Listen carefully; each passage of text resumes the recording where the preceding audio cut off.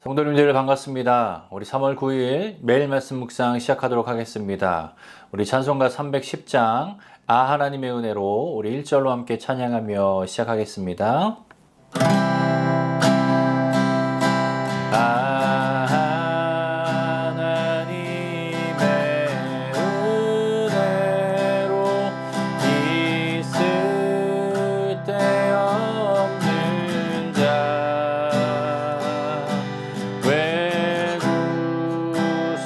가여 주는지 난 알 수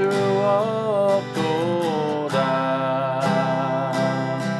내가 믿고 또 의지하는 내 모든 형편 아시는 주님 늘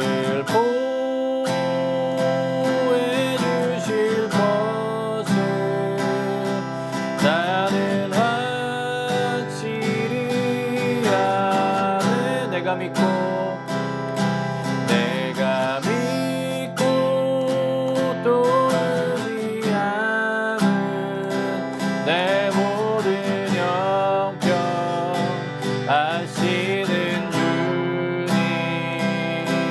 늘 보호해 주실 것을 나는 확실히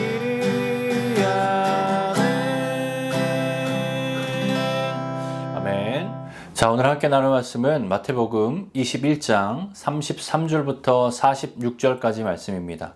마태복음 21장 33절부터 46절까지 말씀 보겠습니다. 다른 한 비유를 들으라.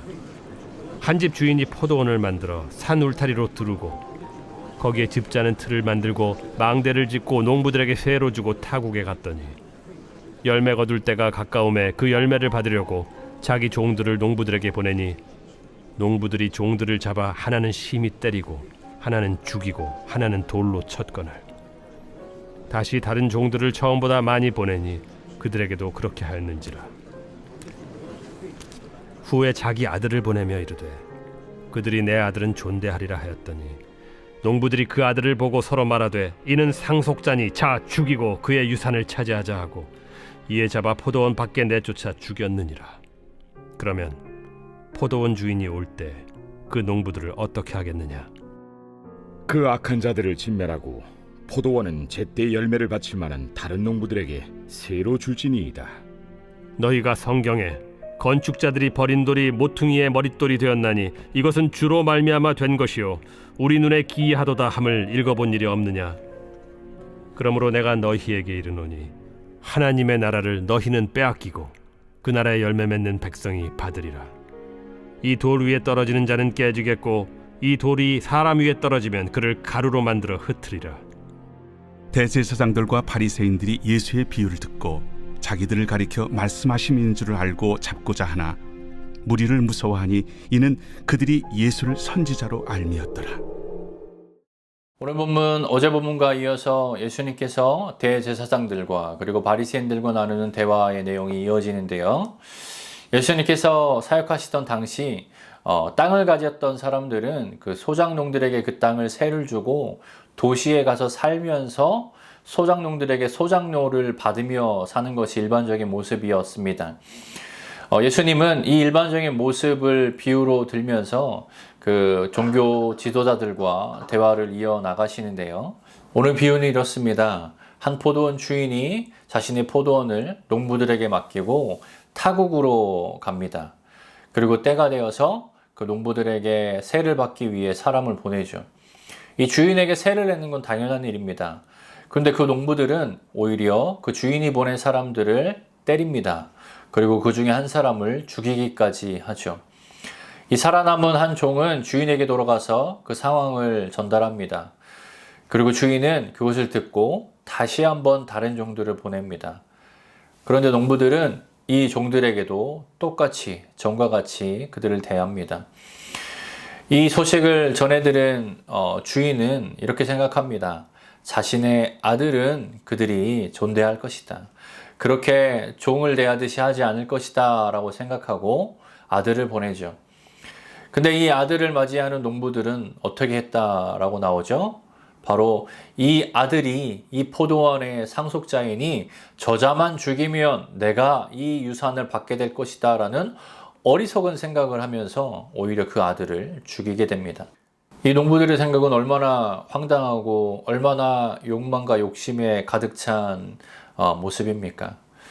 이 농부들은 자신들이 주인 노릇을 하고 싶었던 것이고 이제는 노릇이 아니라 진짜 그 주인이 되고 싶어서 주인의 아들까지 죽이는 그런 황당한 말도 안 되는 그런 끔찍한 일들을 벌이고 있는 것이죠. 그런데 분명한 것은 그 농부들이 자신들의 그 어떤 권리를 주장할 만한 여지가 전혀 없다라는 겁니다. 예를 들어 오늘날에도 건물주가 있으면 그 건물에 세를 들어 사는 사람이라도 그 가게에 대한 권리금이라는 것이 있지 않습니까? 그런데 오늘 나오는 농부들에게는 그런 일말의 권리조차도 있지 않다라는 것을 알 수 있습니다. 왜냐하면 오늘 보면 33절에 보면 포도원 주인은 농부들에게 그냥 땅만 주고 알아서 농사를 지으라 한 것이 아닙니다. 포도원을 만들고 직접 울타리를 두르고 포도즙을 짤 수 있도록 시설을 만들고 또 포도원을 지킬 수 있도록 망대까지 지어서 다 준비하여서 농부들에게 맡겨준 것이죠. 농사만 지으라고 한 것입니다. 자신들의 어떤 권리를 주장할 수 없는 포도원은 일말의 여지 없이 전적으로 주인의 것입니다. 그런데 문제는 자신의 것이 아닌 것을 자신의 것으로 빼앗으려고 하는 그런 농부들의 악하고 어리석은 욕심에 있었던 것입니다. 예수님은 이 비유로 무엇을 빗대어 말씀하시고 계신가요? 바로 당시 악하고 어리석은 욕심에 가득 찬 종교 지도자들을 지적하시고 계신 겁니다. 그 비유 안에서 포도원 주인은 하나님을, 그리고 농부들은 그 지도자들을, 그리고 종들은 바로 선지자들을, 그리고 포도원 주인의 아들은 바로 예수님을 의미하죠. 하나님은 이스라엘 백성들을 택하시고 부르셨습니다. 그리고 그들을 인도하시고 공급하시며 하나님의 백성으로 다 세우셨습니다. 그 모든 것은 전적인 하나님의 은혜였습니다. 즉 이스라엘은 전적으로 하나님이 세우신 하나님의 백성이었습니다. 그런데 그 백성들이 점점 하나님을 거부하고 자신의 뜻대로 그 어리석은 욕심대로 자기가 주인대로 살려고 하는 그런 모습들이 가득했습니다. 그래서 하나님은 그들을 돌이키시려고 선지자들을 보냈지만 그들은 그 선지자들의 말을 듣지 않았습니다. 그리고 그 이스라엘 백성들을 영적으로 바른 길로 인도해야 하는 종교 지도자들조차도 오히려 그들의 어리석은 그 욕심으로 가득 차 자기의 의만 세우며 자기의 이익만 세우며 살아가고 있었습니다. 그들은 주인이신 하나님을 자신의 이득을 위한 도구로만 여기며 자기가 직접 주인 되어서 자기만을 위하여 살았습니다. 하나님을 결국 자신의 아들 예수를 그들에게 보냈지만 그 예수의 말도 듣지 않으며 오히려 그 예수를 죽이게 되죠. 예수님은 이 비유로 그들의 이러한 잘못을 신랄하게 꼬집어 말씀하십니다. 그리고 그들이 앞으로 그 예수를 죽일 것까지도 미리 말씀하시고 계신 것이죠. 예수님은 왜 이렇게 그들을 신랄하게 비판하며 말씀하시고 계실까요? 그들도 회개하고 돌아와 회복되기 원하는 마음이 그 안에 담겨 있습니다. 그런데 그 비유가 자신들을 말하는 것인지도 알아듣지 못합니다. 나중에는 결국 깨닫지만 깨달은 후에도 그들은 회개하고 돌아오는 것이 아니라 오히려 분노하고 예수님을 죽이려 했습니다.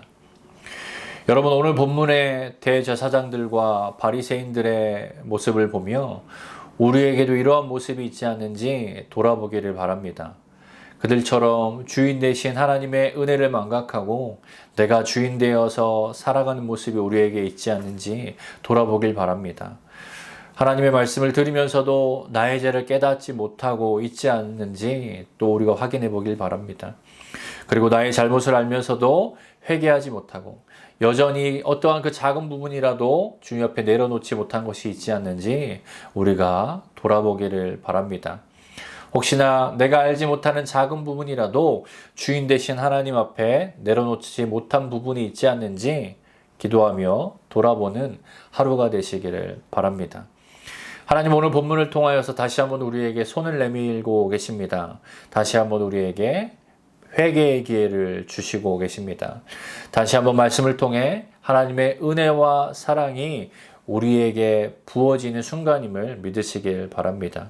오늘 하루 이 말씀을 묵상하며 한 걸음 더 하나님께 나아가는, 또 하나님 앞에 더 가까이 나아가 하나님의 온전히 주인 되심을 고백하며 그렇게 주님을 바라보고 살아가는 은혜가 우리에게 있기를 소망합니다. 기도하겠습니다. 사랑하는 하나님 감사합니다. 오늘 말씀을 통하여서 다시 한번 하나님의 주인 되심을 깨닫고 하나님의 주인 되심을 고백할 수 있도록 은혜 주신 하나님 감사합니다.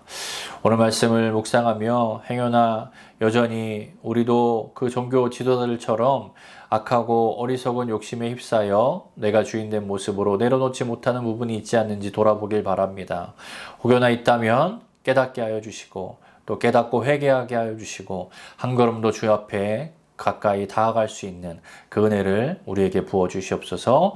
이 모든 기도 거룩하신 예수님의 이름으로 기도했습니다. 아멘. 화요일 기도 제목으로 함께 기도하길 바랍니다. 첫 번째로 온라인 예배와 모임을 위해서 기도하겠습니다. 온라인으로 모이지만 동일한 하나님의 은혜가 있도록, 그리고 참석자들은 정성을 다해 예배하고 또 모임에 참여하도록 기도해 주십시오. 두 번째로 화요 중보 모임을 위해서 기도하겠습니다. 그 모임이 성령 충만한 기도 모임이 되도록, 또 교회의 영적 동력이 되도록 기도해 주시기 바랍니다.